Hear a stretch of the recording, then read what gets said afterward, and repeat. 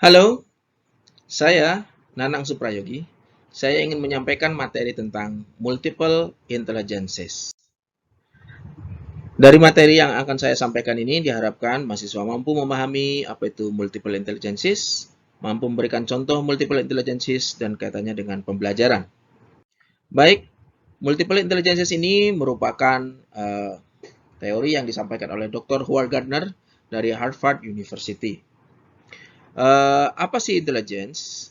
Intelligence itu adalah bukan sekedar berapa IQ-nya ya, single IQ numbers yang kita peroleh, tetapi a mosaic of ability ya, kumpulan-kumpulan dari kemampuan-kemampuan located yang terletak di dalam many different berbagai bagian-bagian dari otak kita ya. Otak kita ini kan banyak bagian-bagiannya, dan ternyata dalam bagian-bagian di otak kita itu ada kemampuan-kemampuan ya yang terpusat di situ. Jadi kecerdasan itu bukan hanya masalah skor IQ berapa yang diperoleh, namun merupakan kumpulan kemampuan dalam berbagai aspek dalam otak. Kecerdasan itu semua ya ternyata interconnected, ya, saling berkoneksi ya, namun juga bekerja sama, namun juga bekerja ya secara independen ya. Dan mereka tidak statis ya, tidak diam ya. Like muscle, seperti otot ya, mereka itu bisa berkembang, can grow throughout your life, selama hidup kita, if ketika apa, they are nurtured and strengthened. Jadi ketika mereka diberikan nutrisi yang baik dan juga dilatih dengan baik. Jadi kecerdasan yang kita miliki ini tidak statis, tidak diam ya, dia bisa berkembang dengan dua syarat tadi, nurtured and strengthened. Jadi diberikan nutrisi yang baik dan dilatih juga secara terus-menerus. Menurut Howard Gardner, ada 8 kecerdasan. Yang pertama, ya kita lihat coba, yaitu kecerdasan linguistik, kedua kecerdasan matematik logis, kemudian kecerdasan ruang visual, kecerdasan kinestetik badani, kecerdasan musikal, kecerdasan interpersonal, intrapersonal, dan kecerdasan lingkungan. Yang pertama, kecerdasan linguistik verbal ya, kecerdasan bahasa. Nah, ini apa?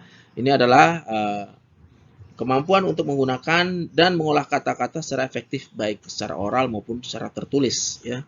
Nah, biasanya dalam pembelajaran, anak-anak yang memiliki kecerdasan linguistik verbal ini menulisnya bagus ya, menyampaikan secara oralnya juga bagus. Jadi cepat ya dalam menangkap materi, dan cepat juga dalam menyampaikan atau apa ya, memproduce ya apa yang sudah mereka serap ya. Biasanya orang-orang yang memiliki kecerdasan linguistik verbal ini bagus, bisa menjadi presenter, jadi orator gitu, karena mampu mengolah kata-katanya dengan baik. Yang kedua adalah kecerdasan apa ini, matematik logik ya, jadi hitung-hitungan dan logika.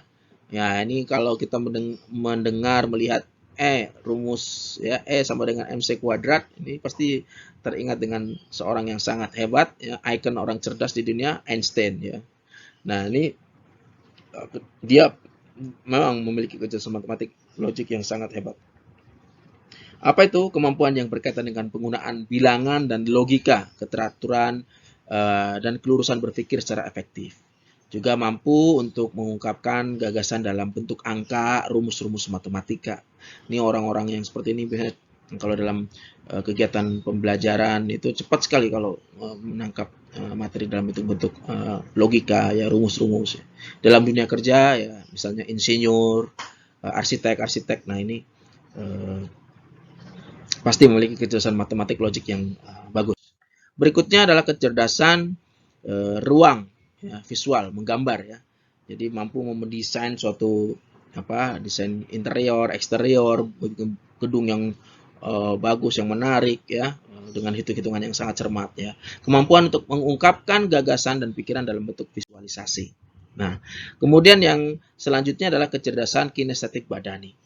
Ya, bergerak ya, olahragawan ya. Nah, ini coba kita lihat, ada orang yang mampu bisa bergerak sebegitu lentur ya tubuhnya ya. Ini adalah orang yang mampu untuk menggunakan tubuh atau gerak tubuh untuk mengekspresikan gagasan dan perasaan ya. Olahragawan pebulu tangkis, pemain bola, nah ini pasti memiliki kecerdasan kinestetik yang hebat, yang tinggi. Dan berikutnya adalah kecerdasan musikal ya, udah pasti ya, musik berarti terkait dengan uh, bentuk suara musik ya. Ini musisi-musisi yang bagus, pasti kecerdasan musikalnya tinggi.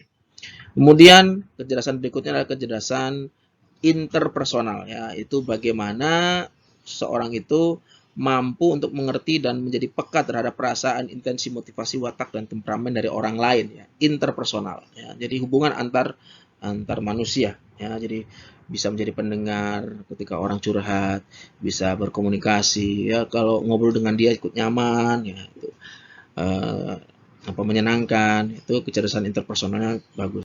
Ada lagi kecerdasan intrapersonal ya, ini adalah kemampuan orang untuk yang berkaitan dengan pengetahuan akan diri sendiri dan kemampuan untuk bertindak adaptif berdasarkan pengenalan tersebut. Jadi mampu mengendalikan dirinya sendiri ya, paham dengan dirinya. Biasanya orang-orang bijak ya, orang-orang yang secara appearance itu tenang. Kenapa? Karena dia paham dengan dirinya ya. Berikutnya adalah kecerdasan naturalis ya. Ini terkait dengan kemampuan untuk mengerti alam lingkungan, flora, fauna ya, mampu memahami, memelihara dan menikmati lingkungan. Dan ini pertanyaannya, jelaskan apa yang dimaksud dengan multiple intelligences dan berikan contoh kegiatan pembelajaran dengan mengaitkan multiple intelligences.